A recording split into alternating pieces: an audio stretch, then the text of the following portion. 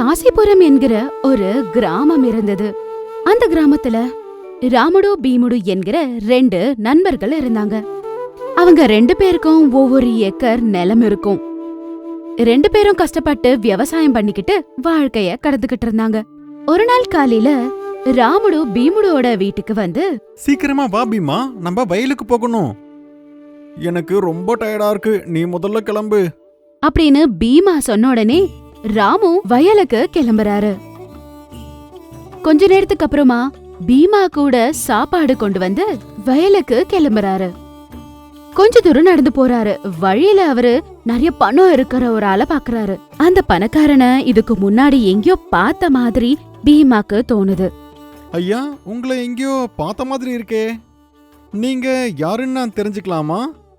அத கேட்டதும் அந்த பணக்காரன் சிரிச்சு இப்படின்னு சொல்றான். நான் தான் பீமா, உன்னோட சின்ன வயசு ஃப்ரெண்டு ரங்கா. ரங்கா, நீயா? என்ன நீ இப்படி மாறி போயிட்ட? என்னால நம்பவே முடியல. அதெல்லாம் விடு, நீயும் ராமாவும் இப்ப எப்படி இருக்கீங்க?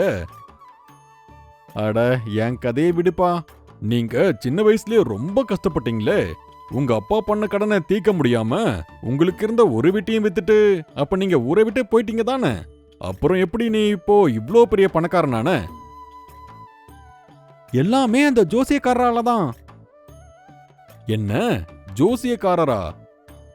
ஆமா பீமா, 6 மாசத்துக்கு முன்னாடி நான் வழி தவறி ஒரு காட்டுக்குள்ள போயிட்டேன். அப்போதான் அந்த காட்டுக்குள்ள ஒரு வயசான பாட்டிய பார்த்தேன். நான் என்னோட எல்லா கஷ்டத்தையும் அவங்க கிட்ட சொன்னேன். என்னோட கஷ்டம்லாம் போகணும்னா அங்கேயே இருக்கிற ஒரு ஜோசியரை பார்த்துட்டு போக சொல்லி அவங்க தான் என்கிட்ட சொன்னாங்க.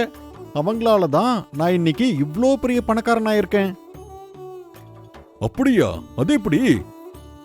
அந்த ஜோசியரை பார்த்துட்டு வந்த ஒரு வாரம் கழிச்சு ஒரு நாள் ராத்திரி யாரோ என்னோட வீட்டு கதவை தட்டினாங்க.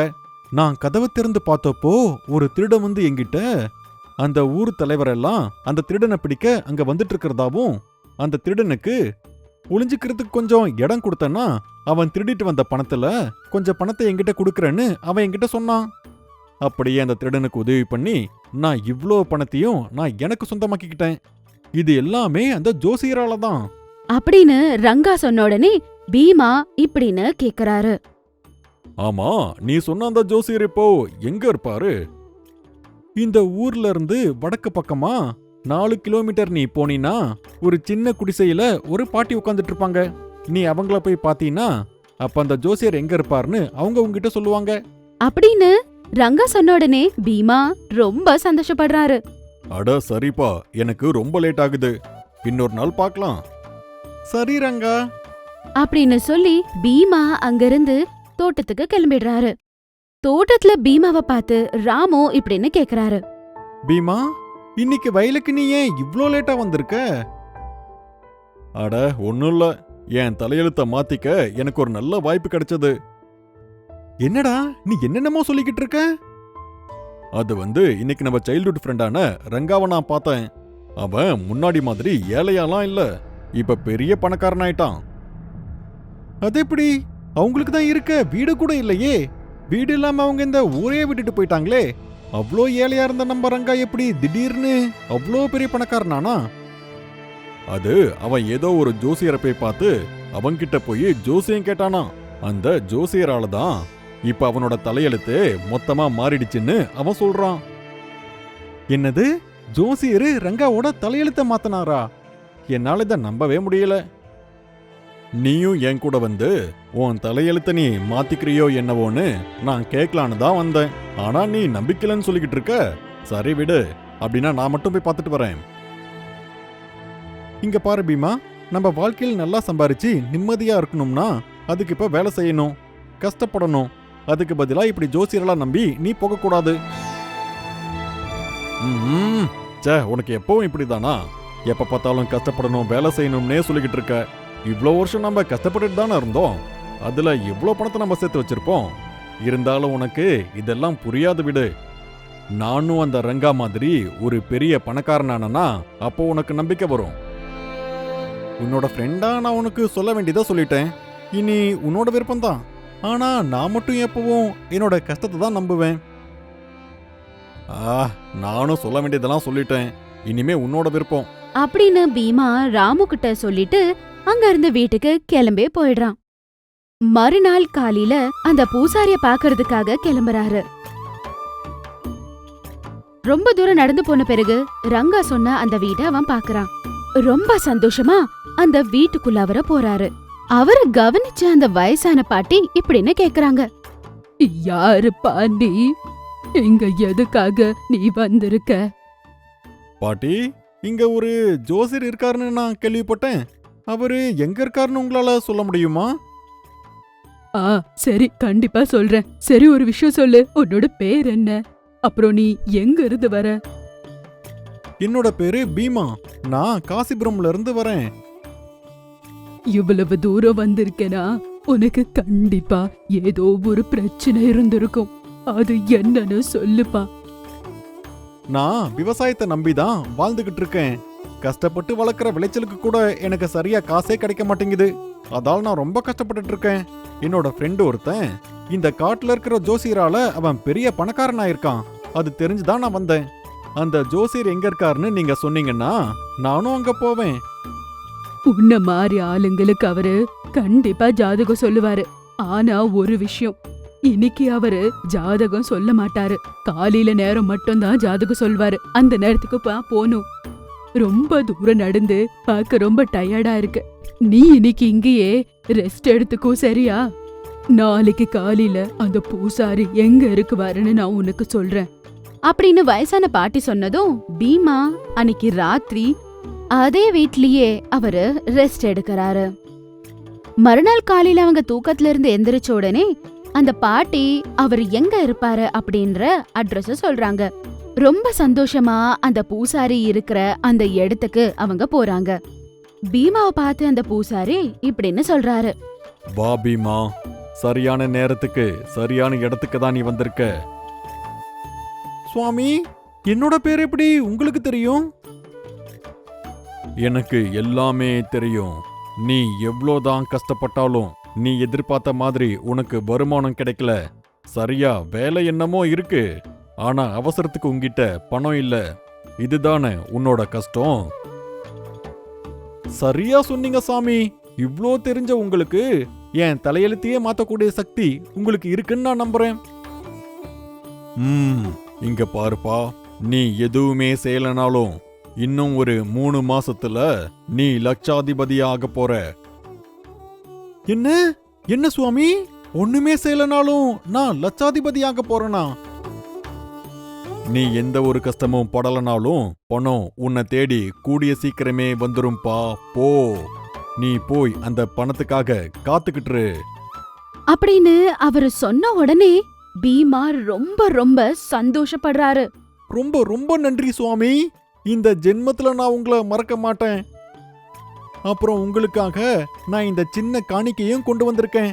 வேண்டான்னு சொல்லாம நீங்க ஏத்துக்கணும் அப்படின்னு சொல்லி பணத்தை கொடுக்க போகும்போது அவரு இப்படின்னு சொல்றாரு.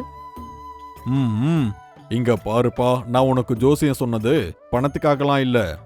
ஒருவேளை உனக்கு ஏதாவது கொடுக்கணும்னு தோணுச்சுன்னா உனக்கு இந்த இடத்த சொன்ன அந்த பாட்டிக்கிட்ட இந்த பணத்தை கொடுத்துட்டு நீ போ. அவங்க இந்த பணத்தை தானம் தர்மத்துக்காக பயன்படுத்துவாங்க அப்படின்னு சொல்லி அவரு அங்கிருந்து கிளம்பி அந்த பாட்டியோட வீட்டுக்கு போய் அவங்க கிட்ட பணத்தை கொடுத்துட்டு அவங்களோட ஊருக்கு அவர் கிளம்பிடுறாரு. அப்படியே ஒரு வாரம் கடந்து போகுது. பீமா வீட்லயே உட்காந்துக்கிட்டு எந்த வேலையும் செய்யாம அவருக்கு வரப்போற பணத்துல என்னென்ன பண்ணலாம் அப்படின்னு அவரு யோசிச்சுக்கிட்டு இருப்பாரு. ஒரு நாள் ராமு பீமாவோட வீட்டுக்கு வந்து சொல்றாரு. என்னாச்சு பீமா, நீ கொஞ்ச நாளாவே வயலுக்கே வரல? தண்ணி இல்லாம உன்னோட மரம்லாம் காஞ்சு போயிட்டு இருக்கு. எனக்கு வரப்போற லட்சத்துக்கு முன்னாடி இதெல்லாம் ஒண்ணுமே இல்ல. இருக்கட்டும் விடு. இனிமே நான் கஷ்டப்பட்டு வேலை செய்ய வேண்டிய அவசியமே இல்ல. என்ன, ₹1,00,000 வருதா? பகல் கனவு காண்றியா? முதல்ல வயலுக்கு போலாம் வா. அட, உனக்கு ஒரு தடவை சொன்னா புரியாதா? தேவையில்லாம என் பொறுமையை சொதிக்காத. முதல்ல இங்கிருந்து வெளியே போ அப்படின்னு பீமா ரொம்ப கோவமா சொல்றாரு. அது கேட்டதும் ராமு ரொம்ப கவலையா கிளம்பிடுறாரு. 3 மாசம் கடந்து போகுது. பீமா மனசுக்குள்ளவே இப்படின்னு யோசிக்கிறாரு. அட, என்ன இது? அந்த ஜோசியர் சொல்லி 3 மாசமும் கடந்து போயிருச்சு. ஆனா ₹1 கூட வரல. அது மட்டும் இல்லாம வீட்ல இருக்கிற எல்லா பணமும் தீந்து போயிடுச்சு. இப்ப அரிசி வாங்குறதுக்கு கூட காசு இல்லையே. அப்படின்னு அவர் மனசுக்குள்ளவே யோசித்துக்கிறாரு. மறுபடியும் 2 வாரம் கடந்து போகுது. பீமா பசியில துடிக்கிறாரு. சாப்பிட அவருக்கு எதுவுமே இருக்காது. அந்த நேரத்துல அங்க ராமு வராரு. பாத்தியா பீமா, ₹1,00,000 வருதுங்கிறதுக்காக எந்த ஒரு வேலையும் செய்யாம அப்படியே நீ காலத்தை ஓட்டிட்ட. ஆனா இப்ப சாப்பிட சாப்பாடு கூட இல்லாத நிலைமைக்கு நீ போயிட்ட. அதெல்லாம் இல்ல, எனக்கு அந்த ஜோசியர் மேல முழுசா நம்பிக்கை இருக்கு. எங்கேயோ ஏதோ தப்பு நடந்திருக்கணும். சீக்கிரமே நான் பணக்காரனாக தான் போறேன். அட, இவ்ளோ நடந்தும் அந்த ஜோசியர் மேல இருக்கிற நம்பிக்கை உனக்கு போகவே இல்லையா? சரி, இவர் சொன்னா நம்புவியா? அப்படின்னு ராமு ஒரு ஆளை கூப்பிடுறாரு. அவரை பார்த்த உடனே இப்படின்னு சொல்றாரு. யார் இது? இவனை எதுக்கு கூட்டிட்டு வந்திருக்க? பீமா, நான் தான் ரங்கா. அதை கேட்டு பீமா ரொம்ப ஆச்சரியப்படுறான். ரங்கா, நீயா? நீ என்ன இப்படி ஆயிட்ட? நான் ஏமாந்துட்டேன் பீமா. இவ்ளோ நாளா நான் ஜோசியர் நினைச்சிட்டு இருந்த அந்த ஆளு நிஜமாலுமே ஒரு ஜோசியர் கிடையாது. அவன் ஒரு பெரிய திருடன். அன்னைக்கு ஒரு திருட வந்து என்கிட்ட பணம் கொடுத்தான் அப்படிங்கிற விஷயத்த நான் உங்ககிட்ட சொன்னேன் இல்லையா? அது வேற யாரும் இல்ல, அது அந்த திருட்டு ஜோசியர் தான். பணத்தை கொடுக்கறேன்னு எனக்கு ஆசை காமிச்சு எங்க போலீஸ் வந்து அவனை பிடிச்சிப்பாங்களோன்னு தான் ஊர்ல இருந்து அவன் திருடிட்டு வந்த எல்லா பணத்தையுமே என் வீட்ல தான் எடுத்துட்டு வந்து மறைச்சு வச்சான். இது எல்லாமே அந்த ஜோசியரால தான் நடந்துகிட்டு இருக்குன்னு நான் நம்பிட்டேன். ஆனா அவன் எல்லாரோட வீட்ல இருந்தும் திருடிட்டு வந்து கடைசியா அவன் என்னோட வீட்டுக்கு வந்து என்னை அடிச்சு என்னோட பணம் எல்லாத்தையும் எடுத்துக்கிட்டு போயிட்டான். இவ்ளோ நாள் திருடனுக்கு உதவி பண்ணதுக்காக என் ஊராட்கள் எல்லாம் என்னை பிடிச்சு அடிச்சிட்டு இருந்தப்போ ராமா தான் நடந்த எல்லா விஷயத்தையும் அவங்களுக்கு புரிய வச்சு என்ன காப்பாத்துனாரு. ரங்கா சொன்னதை கேட்ட பீமா அவன் பண்ணது தப்புன்னு தெரிஞ்சுக்கிட்டு இப்படின்னு சொல்றாரு. அத்தனை தடவை நீ போகாதன்னு சொல்லியும் கூட நீ சொல்ற எதையுமே கேட்காம ஒரு முட்டாள் மாதிரி நான் அந்த இடத்துக்கு போனேன். என்ன மன்னிச்சிடுறாமா. இங்க பாரு நண்பா, நமக்கு அதிக ஆசை இருந்தா கடைசியில கிடைக்க போறது என்னமோ ஏமாற்றம் தான். ஆமா ராமா, நீ சொன்னதெல்லாம் முழுசா உண்மைதான். இனிமே நான் அதிர்ஷ்டம் இல்லாம என்னோட கஷ்டத்தை மட்டும்தான் நான் நம்பி இருப்பேன். அப்படின்னு பீமா சொன்ன உடனே ராமு ரொம்ப சந்தோஷப்படுறாரு. ரங்காக்கும் பீமாக்கும் பண உதவி பண்ணி அவங்க வளர்றதுக்கான எல்லா சப்போர்ட்டும் கொடுக்கறாரு.